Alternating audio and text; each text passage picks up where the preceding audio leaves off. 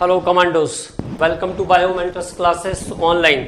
और हम लोग पढ़ रहे हैं unit detection and purification of organic compound. तो about detection and purification of organic compound, तो अभी तक मैंने आपको क्या क्या चीजें बता दिया था। डिटेक्शन पूरा बता दिया है, एस्टिमेशन पूरा बता दिया है, सभी इंपॉर्टेंट फॉर्मूले लिखवा दिए हैं और इवन इंपेरिकल और मॉलिक्यूलर फॉर्मूले के कैलकुलेशन के बारे में भी हम लोगों ने पूरी बात कर लिया है। ठीक है, अब जो इसका हिस्सा बचा हुआ है वो क्या है?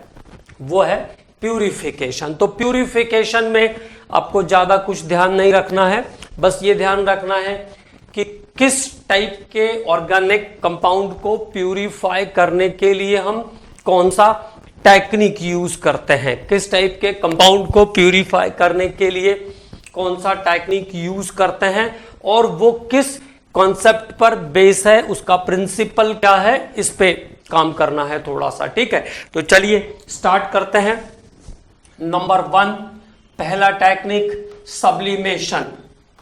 सब्लिमेशन हिंदी में इसको कहते हैं ऊर्ध्वपातन। तो सब्लिमेशन का टेक्निक हम किन ऑर्गेनिक कंपाउंड्स के लिए या किन कंपाउंड्स के लिए कर सकते हैं जिनमें सबलाइम होने की प्रॉपर्टी होती है। सबलाइम होने की प्रॉपर्टी का मतलब है which is converted into solid to gaseous state and gaseous to again solid state, मतलब जिसमें लिक्विड स्टेट बीच में नहीं आएगा, इंटरमीडिएट लिक्विड नहीं बनता है, जिसमें सॉलिड से सीधे गैस और गैस से फिर सीधे सॉलिड में जो कंपाउंड कन्वर्ट हो सकते हैं उनको प्यूरिफाई करने के लिए, उनको प्योर करने के लिए हम कौन सी टेक्निक यूज करते हैं? तो this technique is called sublimation. तो it is used to purify such solid, it is used to purify such solids,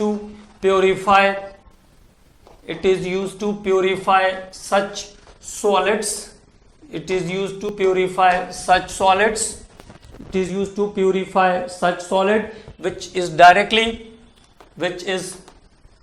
directly converted into solid to vapors, which is directly converted into solid to vapors, solid to vapors and vapors to solid, solid directly converted into solid to vapor without change in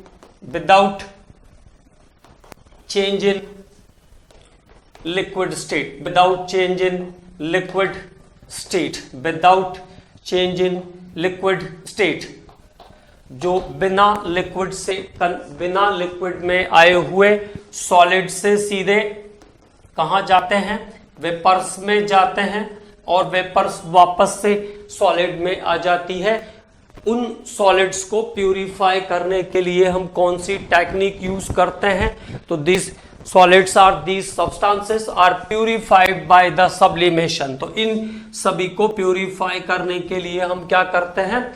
sublimation की technique use करते हैं। और example है naphthalene. Examples याद रखने हैं, ये काम इंपॉर्टेंट है। नेप्थलीन,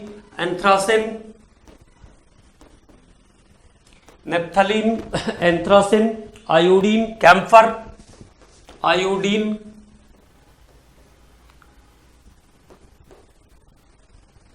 कैम्फर, बेंजोइक एसिड अगर इंडिविजुअल है तो benzoic acid, iodine, camphor, benzoic acid, ammonium chloride,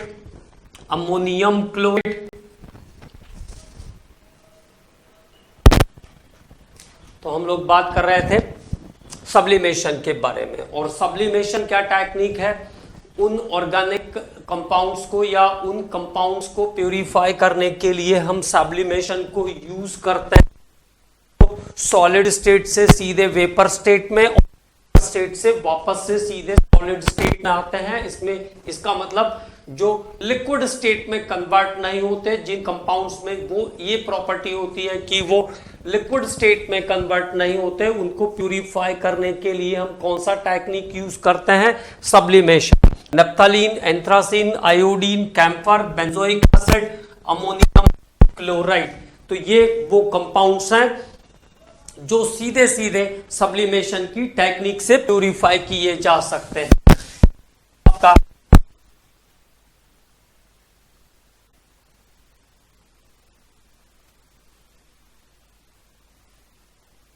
है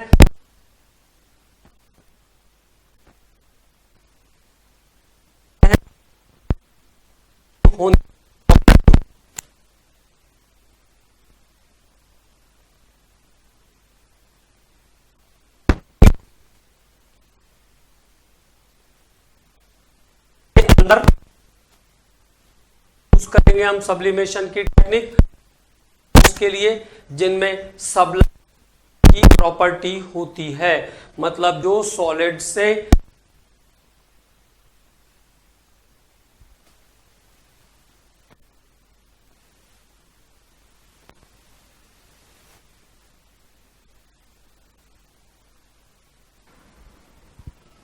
तो सब्लिमेशन की टेक्निक किन कंपाउंड्स के लिए यूज करेंगे?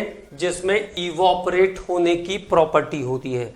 वो कंपाउंड्स जो इवोपरेट हो सकते हैं, जो सॉलिड स्टेट से सीधे वेपर में और वेपर से सीधे सॉलिड स्टेट में कन्वर्ट होते हैं, उनके लिए हम यूज करते हैं सब्लिमेशन।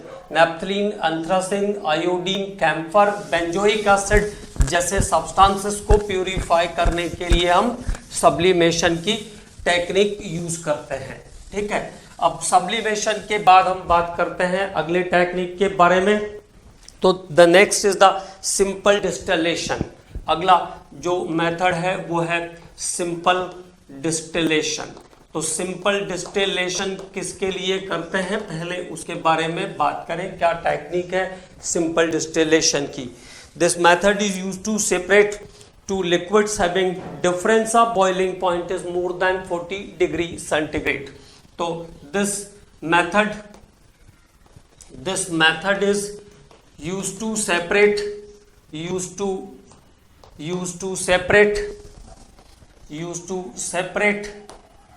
two organic liquids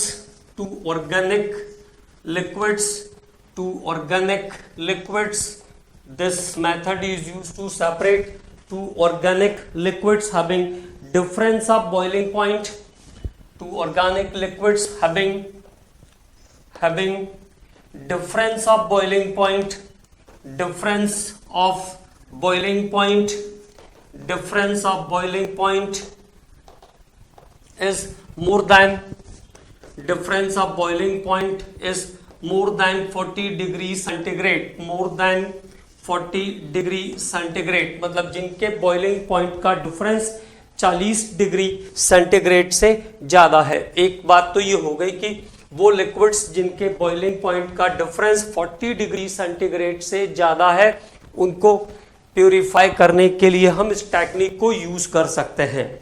और कंटेनिंग नॉन वॉलेटाइल इम्प्योरिटीज। दूसरी बात क्या ध्यान रखना है, ऑर्गेनिक लिक्विड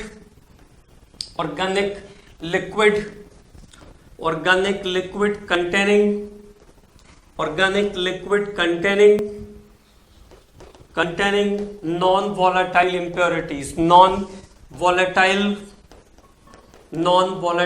impurities वो ऑर्गेनिक लिक्विड जिनमें नॉन वॉलेटाइल इम्प्योरिटीज प्रेजेंट होती है, उसको भी हम सिंपल डिस्टिलेशन से प्यूरिफाई कर सकते हैं। तो सिंपल डिस्टिलेशन में क्या बात ध्यान रखना है, this method is used to purify और used to separate such organic liquids in which the difference of boiling point is more than 40 degree centigrade, और organic liquid containing non volatile impurities, ऐसा वो ऑर्गेनिक लिक्विड जिनमें non volatile impurities present है, मतलब जो volatile nature की नहीं है, तो धीरे धीरे हीट करके क्या करेंगे, एक लिक्विड को यहां से बाहर हटा देंगे।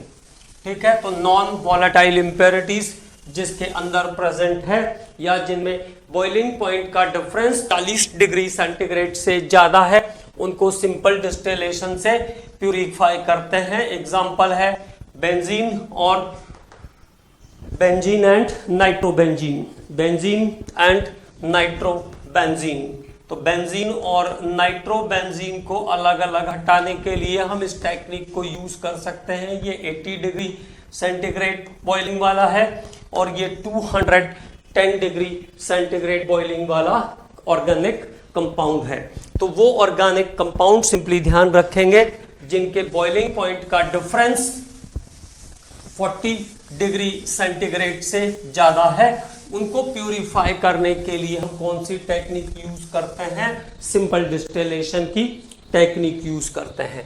Now fractional distillation, fractional distillation. अब ये ध्यान रखना है कि फ्रैक्शनल डिस्टिलेशन की टेक्निक हम किस ऑर्गेनिक लिक्विड को प्यूरिफाई करने के लिए करने वाले हैं।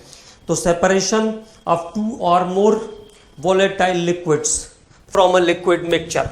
तो separation of 2 or more than 2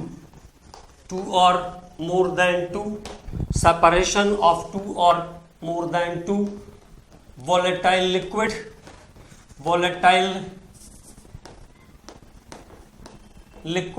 separation of 2 or more than 2 volatile liquid from a liquid mixture, from a liquid mixture। ठीक है, तो लिक्विड्स का जो मिक्सचर है उसमें से जो वॉलेटाइल कंपोनेंट्स हैं, separation of 2 or more than 2 volatile liquid from a liquid mixture, जैसे मैंने आपको बताया था मिथाइल अल्कोहल और एसीटोन, तो मिथाइल अल्कोहल का बॉइलिंग पॉइंट 65 डिग्री सेंटीग्रेड है, जबकि एसीटोन का बॉइलिंग पॉइंट 56 डिग्री सेंटीग्रेड है। तो there is difference by 10 degree, है ना। तो उन लिक्विड्स के लिए भी हम इस टेक्निक को यूज करते हैं जिसमें बॉइलिंग पॉइंट का बहुत ज्यादा डिफरेंस नहीं होता है, difference is less than 40 degree, उनके लिए भी हम इस टेक्निक को यूज करते हैं। तो पहले तो पूरा कंडीशन लिख लेते हैं। Separate 2 or more than 2 volatile liquids from a liquid mixture.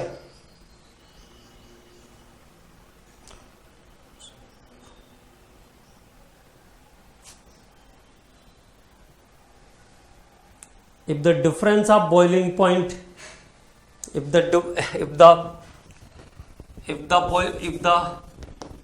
boiling points of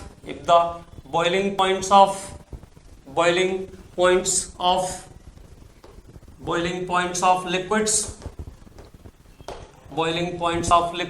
are closer, less difference than 40 degree centigrade, जिनका जो बॉइलिंग पॉइंट का डिफरेंस है वो 40 डिग्री सेंटीग्रेड से कम है। जैसे सिंपल डिस्टिलेशन में हमने क्या कहा था, उन लिक्विड्स के लिए जिनका बॉइलिंग पॉइंट का डिफरेंस 40 डिग्री सेंटीग्रेड से ज्यादा है। यहाँ पे क्या कंडीशन आई, जिनमें 40 डिग्री सेंटीग्रेड से डिफरेंस कम है, क्लोजर डिफरेंस रहता है, दोनों लिक्विड का बॉइलिंग पॉइंट जो है वो क्लोजर रहता है, approximate difference of 10 degree, but conditionally less than 40 degree. Like example, जैसे मीथेनॉल है मेरे पास और एसीटोन है, मीथेनॉल एंड एसीटोन। तो मीथेनॉल का बॉइलिंग पॉइंट है 65 डिग्री सेंटीग्रेड और एसीटोन का बॉइलिंग पॉइंट है 56 degree centigrade. That is boiling point of methanol is 65 and boiling point of acetone is 56 degree.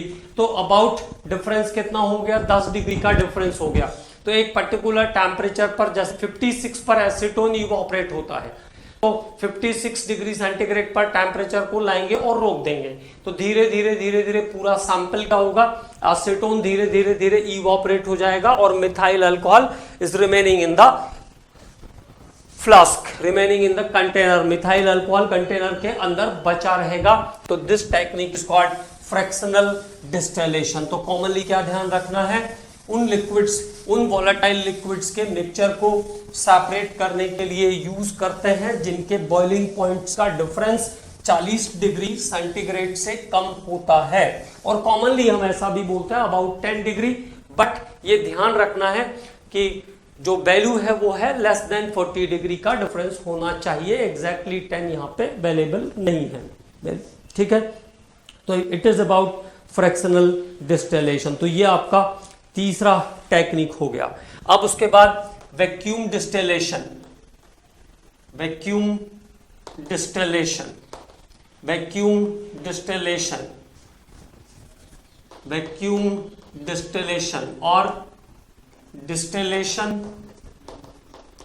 Distillation under reduced pressure, reduced pressure, vacuum distillation और distillation under reduced pressure.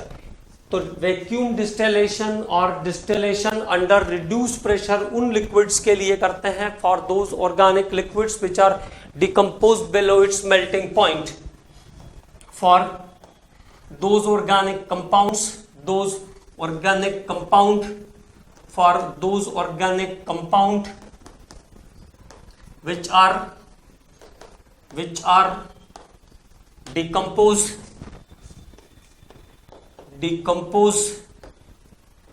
below its melting point, below its melting point, below its melting point, जो compound अपने melting point से कम temperature पर decompose होने लगते हैं उनके लिए यूज करते हैं वैक्यूम डिस्टिलेशन और डिस्टिलेशन अंडर रिड्यूस्ड प्रेशर की टेक्निक। प्रेशर कम करके बॉइलिंग पॉइंट को क्या करते हैं, बढ़ा लेते हैं, ठीक है। तो अपने टेम्परेचर पर आने से पहले ही वो डिस्टिल कर लिए जाते हैं, अपने टेम्परेचर को गेन करने से पहले ही डिस्टिल कर लिए जाते हैं। तो which are decompose below its melting point, okay. Glycerine और कैन शुगर जूस इंपॉर्टेंट है एग्जांपल्स, ग्लिसरीन और concentration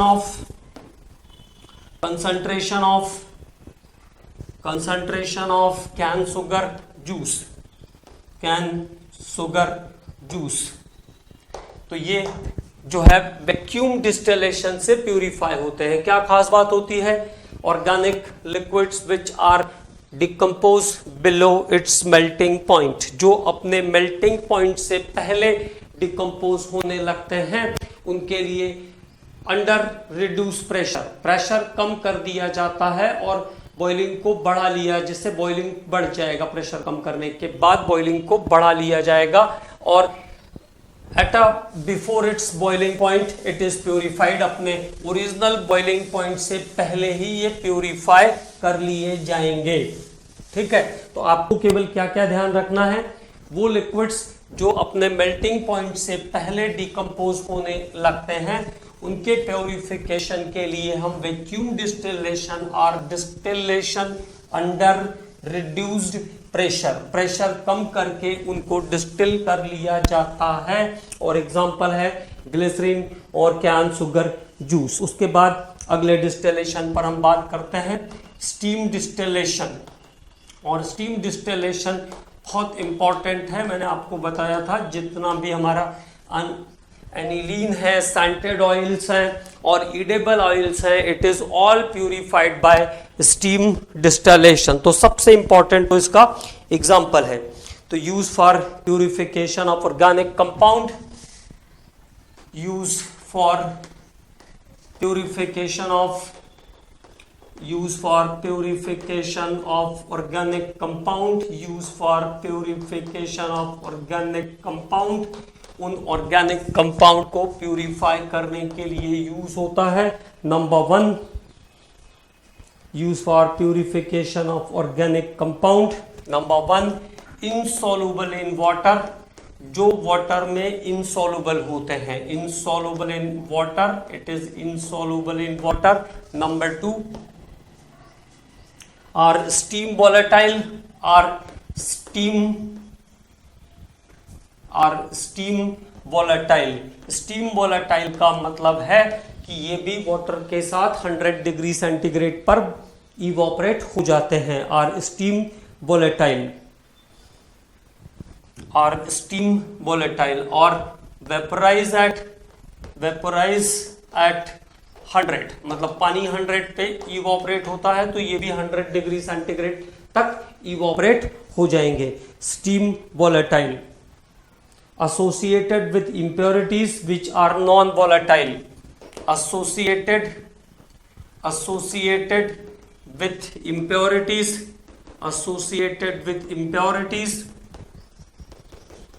which are non volatile, उन impurity से associated रहते हैं जो non volatile नेचर की होती है। ठीक है, तो इन कैटेगरी के लिक्विड्स को प्यूरिफाई करने के लिए हम स्टीम डिस्टिलेशन की टेक्निक यूज करते हैं। सबसे इंपॉर्टेंट है इसमें purification of aniline. essential oils are purified by steam distillation. Essential oils, ortho and para nitrophenol, ortho and para nitrophenol, ortho and para nitrophenol. तो ऑर्थो पैरा नाइट्रोफिनॉल को भी हम सेपरेट करने के लिए स्टीम डिस्टिलेशन की टेक्निक यूज करते हैं। तो वो ऑर्गेनिक लिक्विड्स जो इमिसिबल हैं और इसके साथ साथ इनसॉल्युबल इन वाटर हैं, जिनमें नॉन वॉलेटाइल इंप्योरिटीज प्रेजेंट है, और जो कंडीशनली स्टीम वॉलेटाइल है। सबसे इंपॉर्टेंट कंडीशन है इमिसिबल और स्टीम वॉलेटाइल होना। तो उन लिक्विड्स को प्यूरिफाई करने के लिए हम स्टीम डिस्टिलेशन यूज करते हैं। सीधा सीधा एक बात ध्यान रखना है, aniline, essential oils, scented oils, इन सबको प्यूरिफाई करने के लिए हम स्टीम डिस्टिलेशन की टेक्निक यूज करते हैं। तो there is the steam distillation. तो vacuum distillation which decompose below its melting point, vacuum distillation, closer boiling point, fractional distillation, more than 40, simple distillation। ऐसे भी आप ध्यान रख सकते हो। तो ये हो गया फ्रैक्शनल डिस्टिलेशन और स्टीम डिस्टिलेशन भी हो गया। अब बात करते हैं एजियोट्रॉपिक डिस्टिलेशन। एजियोट्रॉपिक डिस्टिलेशन, तो एजियोट्रॉपिक डिस्टिलेशन हम किसके लिए करते हैं? Azeotropic distillation, azeotropic distillation, miscible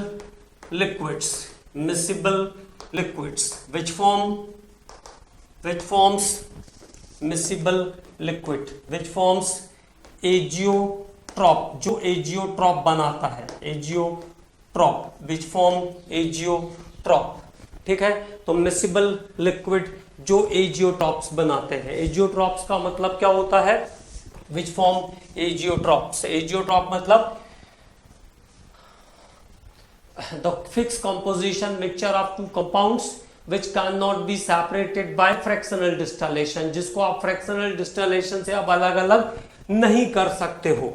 ऐसे कंपोनेंट को, ऐसे कंपोजिशन ऑफ मिक्सचर को हम क्या कहते हैं? एजियोट्रॉपिक मिक्सचर कहते हैं। एजियोट्रॉपिक मिक्सचर क्या होते हैं? और having fix composition and which do not separated by fractional distillation, mixture of compound which is purified without change in its composition। ऐसे कंपाउंड के मिक्सचर को जो कि अब अपने कंपोजिशन को बदलने को तैयार नहीं है, उसको हम कहते हैं एजियोट्रॉपिक मिक्सचर। तो मिसिबल लिक्विड विच फॉर्म एजियोट्रॉफ, जैसे हमने आपको बताया था इथेनॉल और वाटर का मिक्सचर, अगर आपको याद है इथेनॉल और वाटर का मिक्सचर, तो 95.57% of this and 4.43% of this both are miscible. दोनों कैसे हैं? मिसिबल है, आपस में मिसिबल है, ठीक है। और बॉइलिंग पॉइंट कितना है? 78.1 डिग्री सेंटीग्रेड के आसपास इसका बॉइलिंग पॉइंट है। तो अब ये ऐसा कंडीशन आ गया है कि इसको आप फ्रैक्शनल डिस्टिलेशन से प्यूरिफाई नहीं कर सकते हो। It can not be purified by the fractional distillation. इसको हम फ्रैक्शनल डिस्टिलेशन से प्यूरिफाई नहीं कर सकते हैं। तो उस कंडीशन में क्या करते हैं? एजियोट्रॉपिक डिस्टिलेशन की टेक्निक यूज करते हैं। तो मतलब सिंपली ध्यान रखना है, जो एजियोट्रॉपिक मिक्सचर्स हैं, it is purified by the azeotropic distillation. जैसे ये जो कंपोजिशन है 78 तो इसमें क्या करते हैं? दो लिक्विड का मिक्सचर है ये, इसमें एक्सेस ऑफ बेंजीन मिलाते हैं, एक्सेस ऑफ बेंजीन मिला देंगे। तो अब कितने हो गए? 3 कंपोनेंट हो गए। तो it forms ternary composition, it forms ternary composition. अब 3 लिक्विड्स का मिक्सचर हो गया है ये, और बिना इस बॉइलिंग पॉइंट तक गए हुए, मतलब 62.5 डिग्री के आसपास बेंजीन वाटर के साथ इवोपरेट हो जाता है। तो benzene and water is evaporated at 62.5 degree centigrade. तो जो आपका इथेनॉल है वो कैसा हो जाएगा? अब्सोल्यूट हो जाएगा, है ना, 100% प्योर हो जाएगा। तो क्या ध्यान रखेंगे? टर्नरी कंपोजिशन बन गया। Mixture of benzene and water, mixture of benzene and water evaporate at 62.5 degree centigrade, लगभग 62.5 डिग्री सेंटीग्रेड पर बेंजीन और वाटर इवोपरेट हो जाएगा। And the remaining mixture content only ethanol, और रिमेनिंग मिक्सचर में केवल इथेनॉल रहेगा। It is now 100% pure. This is called absolute alcohol, ठीक है। तो this technique is called azeotropic distillation. तो मिसिबल लिक्विड जो एजियोट्रॉप बनाते हैं, जो एजियोट्रॉपिक कंडीशन बनाते हैं, उनको प्यूरिफाई करने के लिए कौन सी टेक्निक यूज करेंगे? एजियोट्रॉपिक डिस्टिलेशन की टेक्निक यूज करेंगे। It is purified bye azeotropic distillation. अब इसके बाद अगली जो टेक्निक आएगी वो है क्रोमैटोग्राफी।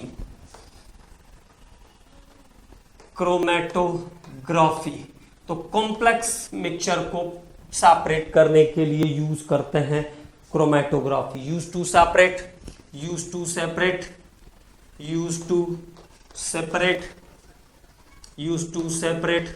कॉम्प्लेक्स मिक्सचर को सेपरेट करने के लिए यूज होती है technique chromatography.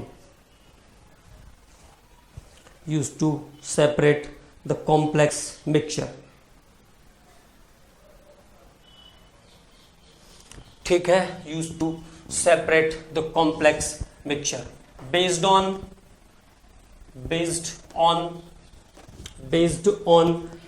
selective distribution, based on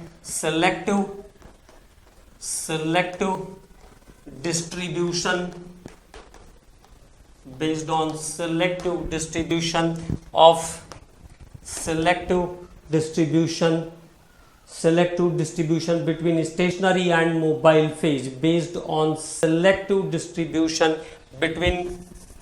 between stationary and mobile phase। इसमें एक स्टेशनरी फेज रहेगा और एक मोबाइल फेज रहेगा, उसके बारे में हम लोग बात करते हैं, ठीक है। तो स्टेशनरी फेज और मोबाइल फेज के डिस्ट्रीब्यूशन पर बेस्ड है ये टेक्निक। तो purification by chromatography method, it is used to separate the complex mixture based on selective distribution of stationary and mobile phase। और कॉमनली ये दो प्रिंसिपल पर काम करता है, एडजॉर्प्शन और एक दूसरा जो प्रिंसिपल है इसका वो है, एक तो एडजॉर्प्शन हो गया और दूसरा है पार्टीशन।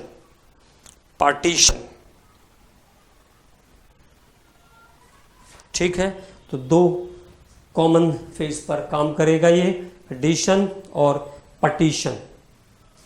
एडिशन और एडिशन क्रोमेटोग्राफी की बात कर लेते हैं पहले। तो एडिशन क्रोमेटोग्राफी में क्या क्या चीजें आएगी, तो दो टाइप की होती है एडिशन क्रोमेटोग्राफी। एक को हम कहते हैं कॉलम क्रोमेटोग्राफी,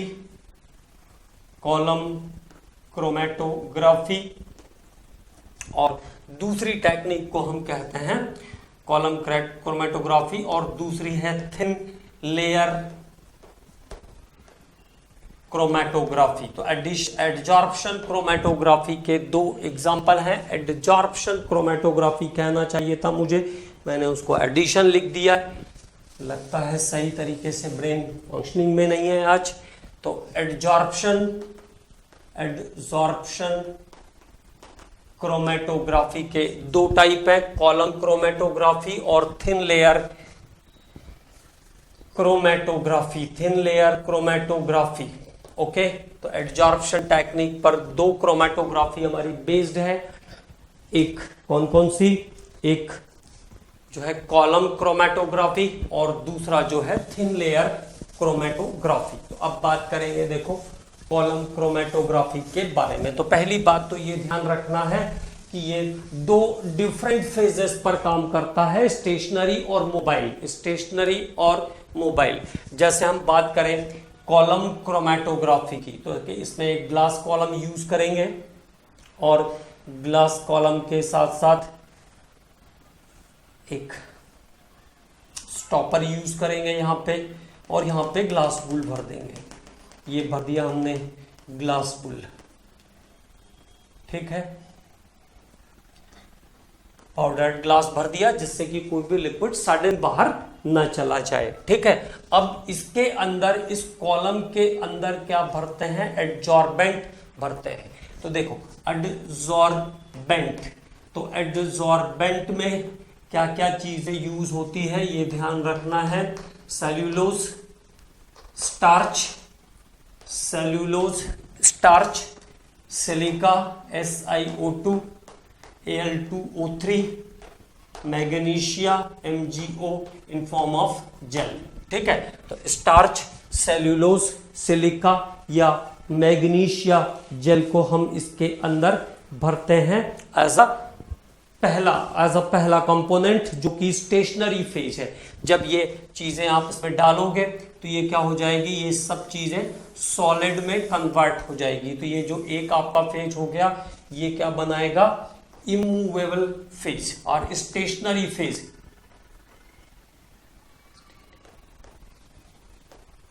स्टेशनरी फेज वाले सब्सटेंसेस हैं ये, स्टेशनरी फेज। और दूसरी बात, सॉल्वेंट डालेंगे जिससे कि मिक्सचर को, जो ऑर्गेनिक मिक्सचर है उसको डालने के बाद फिर उसके अंदर सूटेबल सॉल्वेंट डालते हैं। तो सॉल्वेंट डालने के बाद वो धीरे धीरे क्या हो जाएगा, उस सॉल्वेंट में मिक्सिंग होगी उसकी, तभी तो हम उसको अलग कर पाएंगे, तभी तो उसको हम बाहर निकल पाएंगे। तो solvent as a mobile phase, तो सॉल्वेंट यूज करेंगे एज अ मोबाइल फेज। और सॉल्वेंट में यूज हो सकता है carbon tetrachloride, chloroform, ethyl acetate. ठीक है, carbon tetrachloride, chloroform, ethyl acetate, benzene. ठीक है, और ये सॉल्वेंट जो है वो कैसा एक्ट करेगा, as a mobile phase act करेगा। अब फिर जिस केमिकल को आपने, जो भी कॉम्प्लेक्स मिक्सचर आपने इसके अंदर डाला है, वो कॉम्प्लेक्स मिक्सचर अपने अपने एडजॉर्प्शन के बेस पर, जिसका जितना फास्ट एडजॉर्प्शन का रेट होगा वो यहाँ आ जाएगा, A, B, C, D, इस तरीके से वो आ जाएंगे। किसके साथ, सॉलिड फेज के साथ आ जाएंगे। अब जब सॉल्वेंट डालोगे तो क्या हो जाएगा, वो मिक्स हो जाएगा तो उसको हम क्या करेंगे, one by one stopcock से यहां से इसको खोलेंगे स्टॉप कॉक को और एक एक करके उसको लिक्विड को अलग अलग चेंज कर देंगे, तो अलग अलग रख देंगे। तो ये हुआ टेक्निक आपका column chromatography. This technique is called column chromatography. क्या क्या ध्यान रखना है? Adsorbent, cellulose, starch, SiO2, alumina, magnesia gel, ये सब स्टेशनरी फेज जैसा काम करते हैं। जब आप कॉलम के अंदर डालोगे तो ये थोड़ी देर के बाद क्या हो जाएगा? सेट हो जाएंगे। फिर उस ऑर्गेनिक कंपाउंड को डाला हमने, उस मिक्सचर को डाला जिसको सेपरेट करना है, तो वो मिक्सचर अपने अपने अपने एडजॉर्प्शन के स्पीड के हिसाब से अलग अलग जगह तक चला जाएगा। ठीक है, उसके बाद फिर सुटेबल लिक्विड डालेंगे। तो जो सॉल्वेंट है वो कैसा है? मोबाइल फेज है, तो सॉल्वेंट ऐसा मोबाइल फेज यूज करेंगे और फिर वो सॉल्वेंट क्या करेगा? उसको सेपरेट कर देगा। फिर हम उसको अलग अलग निकाल लेंगे। कई बार क्या होता है, कलर भी आ जाता है, तो कलर आ जाएगा तो आसानी से आप ऐसा समझ लो कि जैसे ABCD जो था आपका वो कलर्ड है, तो ब्लू कलर को अलग फ्लास्क में, ग्रीन कलर को अलग फ्लास्क में, रेड कलर को अलग फ्लास्क में निकाल करके हम सेपरेट कर लेंगे। तो this technique is called column chromatography. इस टेक्निक को हम कॉलम क्रोमेटोग्राफी कहते हैं। क्या ध्यान रखना है? कॉम्प्लेक्स ऑर्गेनिक लिक्विड के लिए यूज होता है। और स्टेशनरी फेज क्या है और मोबाइल फेज क्या है? तो स्टेशनरी फेज वो सब्सटेंसेस हैं जो एडजॉर्बेंट के जैसा काम करते हैं, जो एडजॉर्बेंट के जैसा काम करते हैं। ठीक है, तो it is about the column chromatography. अब एडजॉर्प्शन क्रोमेटोग्राफी का दूसरा एग्जांपल है thin layer chromatography. Thin layer chromatography, thin layer chromatography. और क्रोमेटोग्राफी वो टेक्निक है जिसको टी स्वेट ने डिस्कवर किया। स्वेट ने डिस्कवर किया, ऐसा आप ध्यान रख लीजिए। स्वेट ने डिस्कवर किया था क्रोमेटोग्राफी को। Chromatography was discovered by sweat. SVET से भी लिखते हैं, SWEET से भी लिखते हैं। स्वेट ने इसको डिस्कवर किया है क्रोमेटोग्राफी की टेक्निक को, ये ध्यान रखना है। SWE chromatography, sweat, SWET, sweat ने डिस्कवर किया था क्रोमेटोग्राफी की टेक्निक को, ये ध्यान रखेंगे। ओके, अब उसके बाद बात करते हैं थिन लेयर क्रोमेटोग्राफी के बारे में। तो थिन लेयर क्रोमेटोग्राफी जो है वो सिंपल, एक्सपेंसिव और फास्ट टेक्निक है। Simple, expensive and fast. Simple, expensive और fast, based on adsorption, based on adsorption, और ये भी एडजॉर्प्शन की टेक्निक पर बेस्ड है, based on adsorption.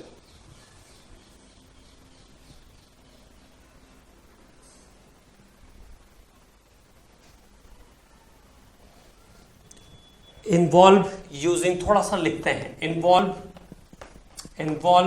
using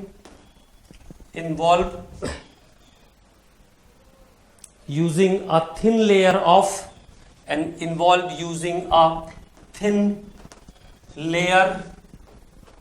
of adsorbent, ये फिर से immovable फेज है। adsorbent, involve using a thin layer of adsorbent, on glass, metal or plastic, on a plate of glass, metal or plastic, glass, metal or plastic. Involve using a thin layer of adsorbent on a plate of glass, metal or plastic. A small amount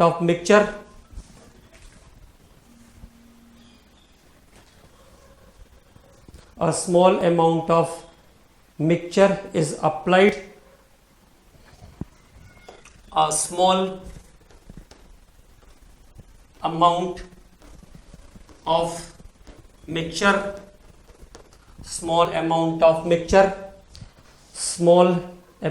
mixture is applied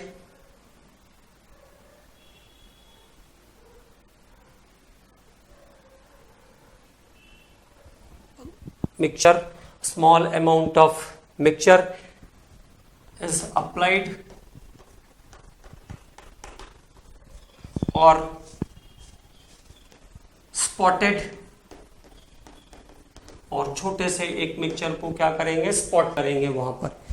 small amount of mixture is applied और spotted on the adsorbent, on the adsorbent.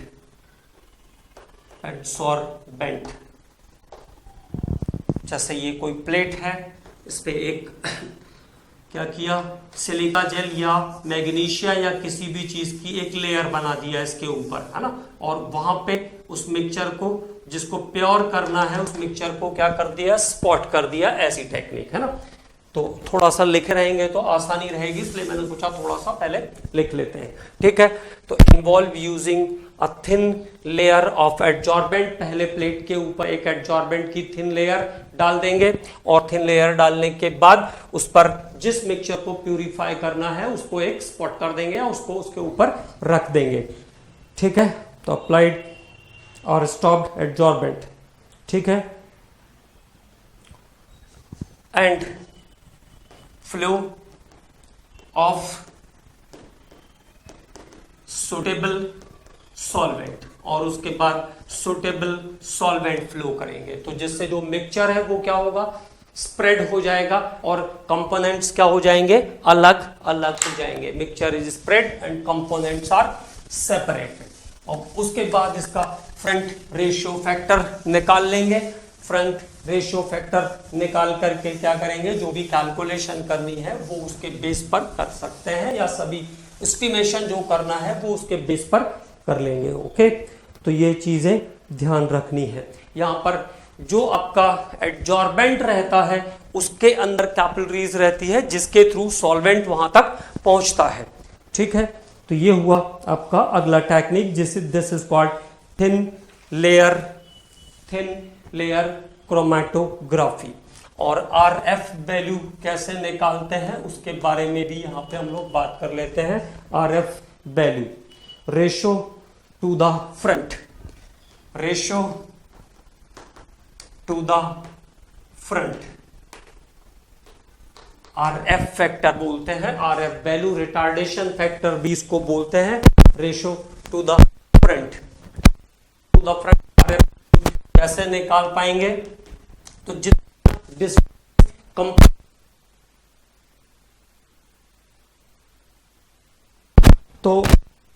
Distance trouble component, distance trouble by the components,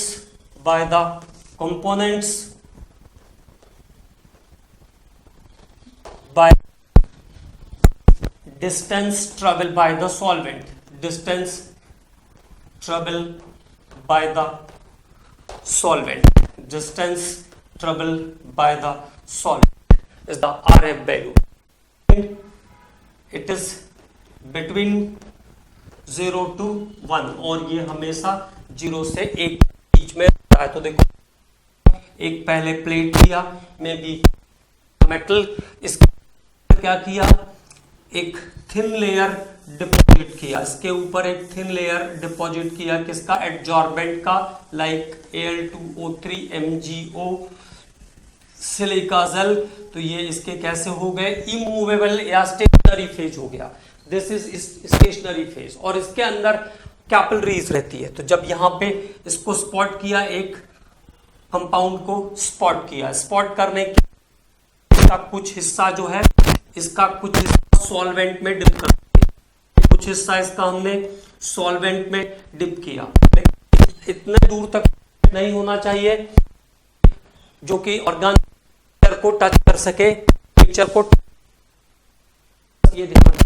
उसके नीचे touch किया तो यहां से क्या होगा, solvent capillaries रहेगी इसके अंदर, यहां से सॉल्वेंट अंदर की तरफ जाएगा, और जब सॉल्वेंट आएगा तो ये जो कंपोनेंट जो मिक्सचर है, क्योंकि सबकी सॉल्युबिलिटी कैसी होगी, अलग अलग होगी, सबकी स्पीड अलग अलग मिलेगी, तो क्या हो जाएगा, स्कैटर्ड हो जाएगा, स्कैटर्ड हो जाएगा। मान लीजिए सॉल्वेंट मेरा यहां तक आया और जो सॉल्यूट है जिसको मुझे कैलकुलेट करना है वो यहां तक आया, तो ये हो गया डिस्टेंस ट्रैवल बाय द, और ये हो गया distance travel by the solvent. तो ये जैसे सॉल्वेंट ने यहां से स्टार्ट करके डिस्टेंस, सॉल्वेंट अगर यहां से एंट्री हुआ है तो सॉल्वेंट ने कितना डिस्टेंस ट्रैवल किया, ये सॉल्वेंट का डिस्टेंस, और ये डिस्टेंस किसका, कंपोनेंट का डिस्टेंस, तो कंपोनेंट का distance divided by the distance travel by the solvent, और यहां से कैलकुलेशन हो जाएगा आरएफ वैल्यू।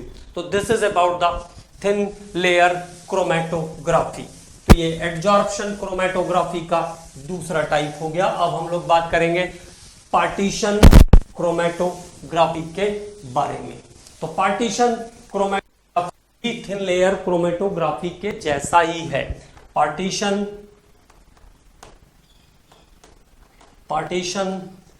और paper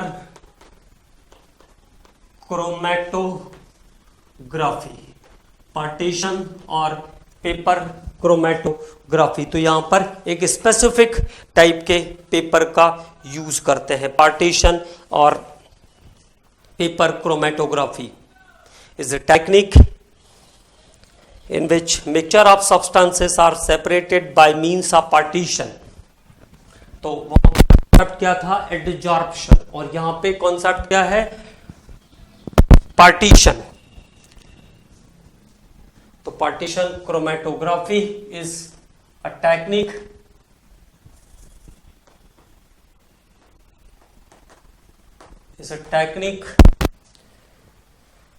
is a technique in which mixture of substances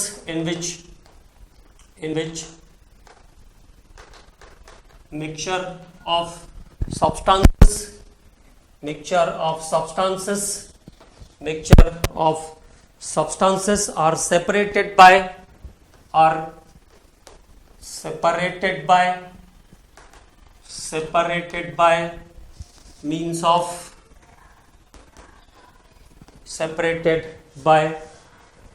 means of partition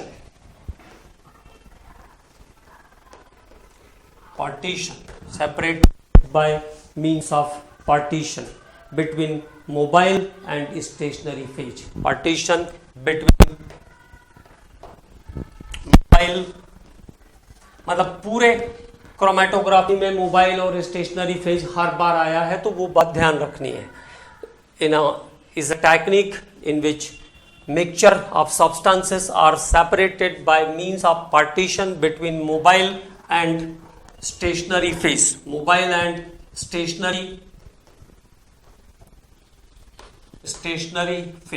okay, a technique in which mixture of substances are separated by means of partition between mobile and stationary phase।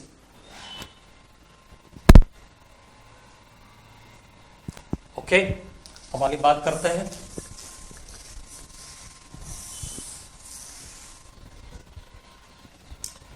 In the paper chromatography, separation of mixture of substances done by flow of solvent. In paper कुछ points, in paper chromatography, in paper chromatography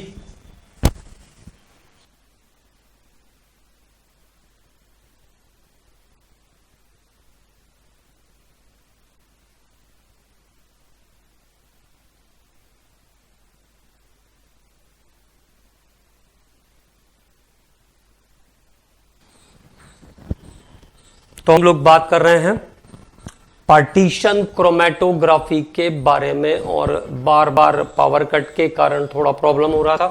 तो partition chromatography में अभी तक मैंने आपको क्या क्या बता दिया।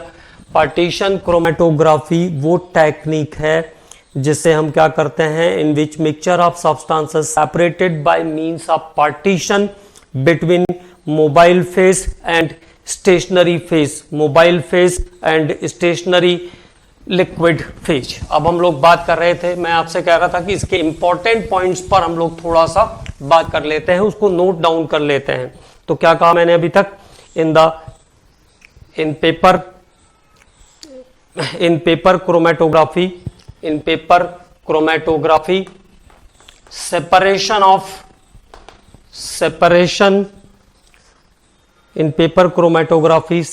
of mixture of substances, separation of mixture of substances, separation of mixture of substances, separation of mixture of substances, separation of mixture of substances mainly done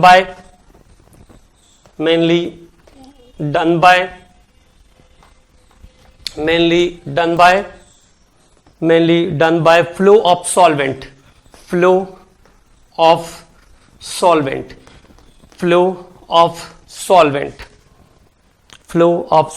और फ्लो ऑफ सॉल्वेंट यहां पर क्या होगा, मोबाइल फेज होगा।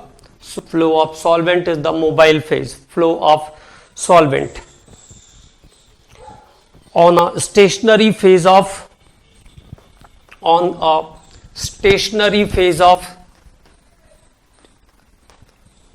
stationary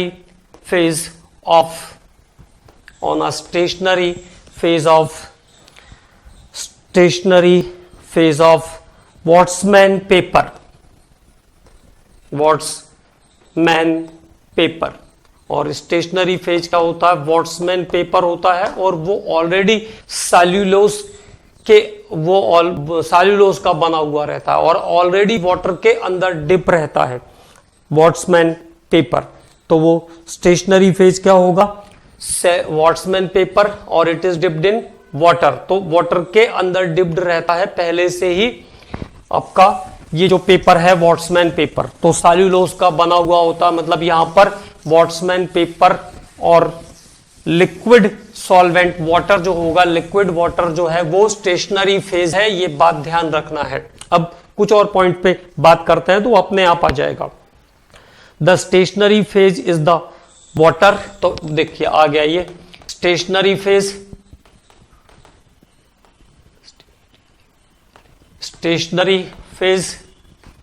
the stationary phase is the water, stationary phase is the water present in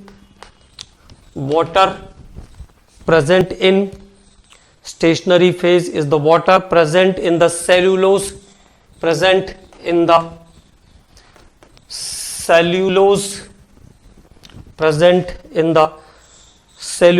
of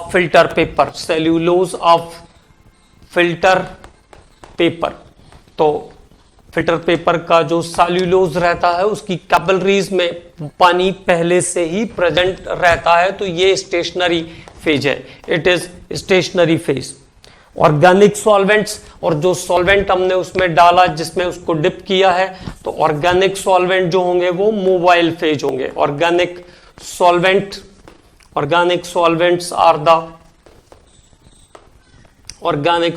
are the mobile phase, और organic solvent क्या होते हैं, मोबाइल फेज होते हैं। Organic solvents are the mobile phase. The mobile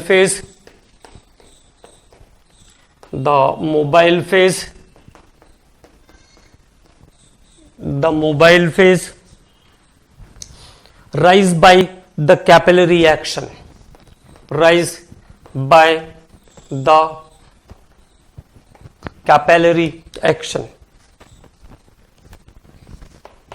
capillary action, और mobile फेज कैसे ऊपर की तरफ जाएगा, कैपिलरी एक्शन की तरफ, ऊपर असेंडिंग भी होता है ये और डिसेंडिंग भी होता है, ठीक है।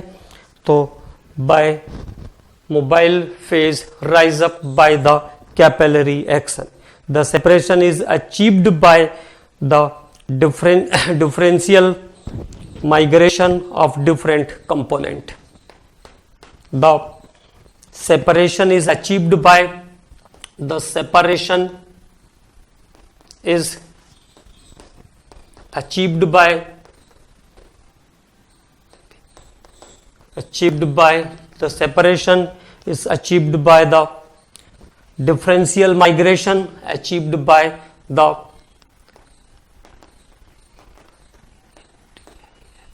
differential migration, achieved by the differential migration of different component, of different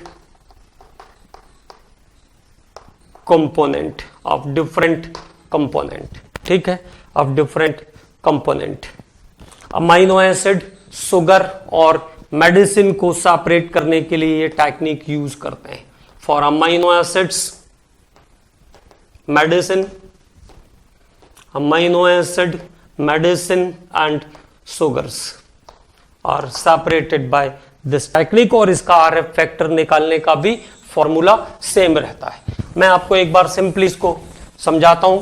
अब ये नोट तो कर लिया हम लोगों ने सभी पॉइंट्स को, लेकिन जब आप एक बार समझेंगे तो बिल्कुल सिचुएशन क्लियर हो जाएगी कि क्या क्या चीज है इसके अंदर. ठीक है, तो देखो सबसे पहले क्या करेंगे, एक पेपर लेंगे, है ना, वॉट्समैन पेपर बोलते हैं इसको, और ये सेल्यूलोज का बना हुआ पेपर रहेगा. और इस सेल्यूलोज के पेपर के अंदर वाटर प्रेजेंट रहता है as a stationary phase.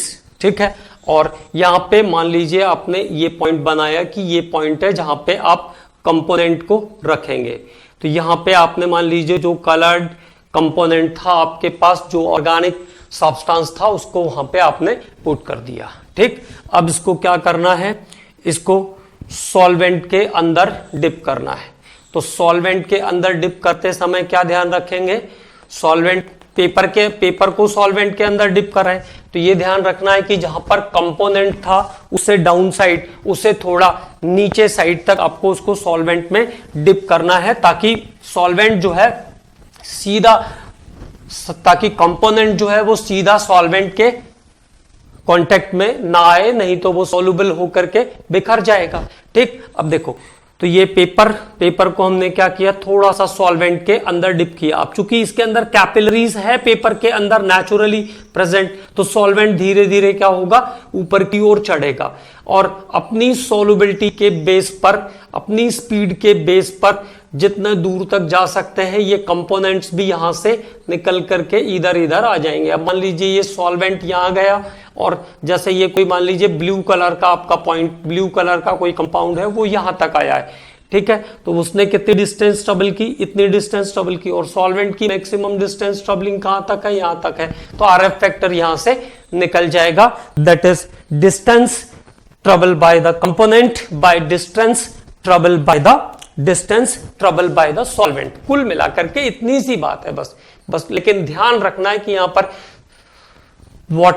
Water जो है सेल्यूलोज के अंदर एब्जॉर्ब्ड वाटर जो है वो स्टेशनरी फेज है, और जो सॉल्वेंट हमने मिलाया, जो सॉल्वेंट हमने जिसमें इसको डिप किया इस वॉट्समैन पेपर को, वो क्या है, इसका मोबाइल फेज है. सॉल्वेंट मोबाइल फेज है, और सॉल्वेंट जब आएगा अंदर कैपिलरीज के अंदर से, तो सॉल्वेंट के आने के कारण भाई किसी भी कागज को आप पानी में डालोगे तो धीरे धीरे क्या होगा, वो वेट होता जाएगा ना, धीरे धीरे गीला होता जाएगा. तो इसका मतलब सॉल्वेंट ऊपर की तरफ उसको ऊपर की तरफ पुल करेगा. तो सॉल्वेंट ऊपर की तरफ जब पुल करेगा, तो ये जो कलर्ड या जो ऑर्गेनिक सब्सटेंस है, ये भी अपनी अपनी डिफ्यूजिबिलिटी के बेस पर, अपने अपने सॉल्युबिलिटी के बेस पर सॉल्वेंट के साथ अलग अलग डायरेक्शन में, अलग अलग हाइट तक पुल हो जाएंगे. तो उसमें जिस कंपोनेंट का भी आरएफ हमें निकालना होगा, उस कंपोनेंट का हम आरएफ वैल्यू निकाल सकते हैं by the same formula, distance travel by the component by distance travel by the solvent, and it is again between 0 to 1. तो this is about the chromatography which is used to separate the complex mixture. Okay commandos, और अब यहां पर हमारा पूरा organic का हिस्सा finish हो जाता है. ठीक है ना, अब फिजिकल के बारे में बात करेंगे, उसके बाद remaining part of physical chemistry पर.